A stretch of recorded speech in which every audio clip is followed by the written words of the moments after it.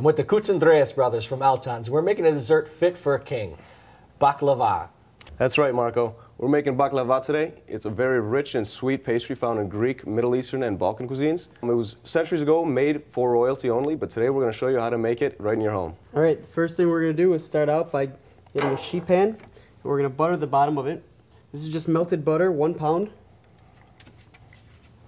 You want to make sure you cover the whole pan, right? And you also want to make sure when you're using the phyllo dough that it stays moist, That's correct? right. We'll get to that in a moment. Okay.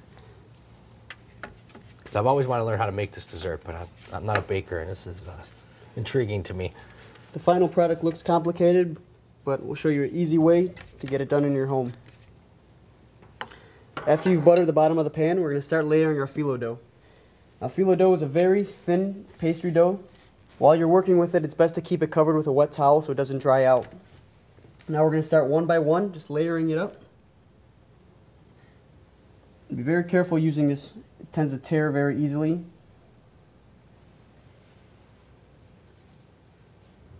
And if it rips, you can always piece it back together once it's on the tray. So basically that's where it creates its pockets that it comes from? That's right. From the layers? Now, what exactly is phyllo dough? Phyllo dough is a very paper-thin, unleavened dough. It's used filled with various things, but in this instance, we're going to fill it with walnuts and syrups, and it gives it a real unique, crunchy texture to it. Now, how many rows up do you go? For the bottom, we do 5 layers. In between each layer, we're going to butter. Okay. Now, after we get our second layer down, we're going to put a generous amount. It's what gives it its crispiness and the flakiness of the phyllo. Now, your brother pointed out something, too, that this dough is also used for spanakopita. Right. It's used not just for pastries. You can use spanakopita, tiropita, which is a cheese pie. So it's used for desserts as well as main dishes. All right, now that we get our second layer, we just continue on until we get 5 to 6 layers.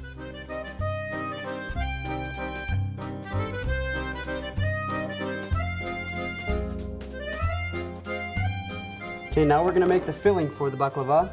This is 1 pound of finely ground walnuts. To that, we're going to add half a cup of sugar, 1 teaspoon of nutmeg, and half a tablespoon of cinnamon. Just give it a good mix so it's well incorporated.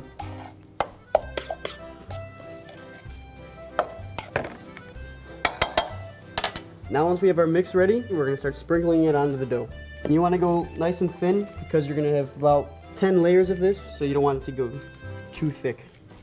Now you're going to add your next layers. And at this point, we're going to go 2 by 2. So 2 layers high. Now, is this a family recipe?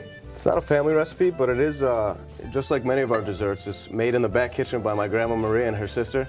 So just imagine 2 older Greek ladies in the back making all these fresh desserts, ready to be served.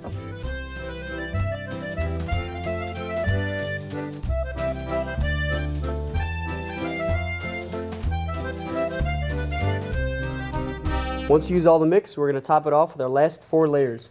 It takes a little while, but it's very simple, very easy, like a labor of love in Greek cooking. Now that we've got our top 4 layers on, we're just going to push all the excess sides down into the pan, kind of hold it all together a little better. And after that, you want to cut this before putting it in the oven. Okay, now that it's all cut up, we're going to put it in the oven at 325 degrees for about 30 to 40 minutes until it's golden brown, or like my grandma says, till it gets a nice color. So we've got the baklava in the oven. We're going to make the lovely syrup that goes on top. That's absolutely the best part of the dessert, aside from the nuts, of course. But let's get started. All right, now we got 3 cups of sugar. Add to a pan. To that, we're going to add 2.5 cups of water. 1/4 cup of honey.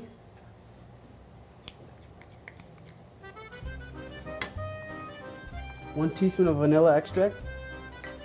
1 cinnamon stick. And juice of half a lemon. And then you just bring that to a boil, and that's the sauce, huh? Yep, you're just going to melt it down, and you're going to let it simmer for about 15 to 20 minutes until it's a nice syrup consistency.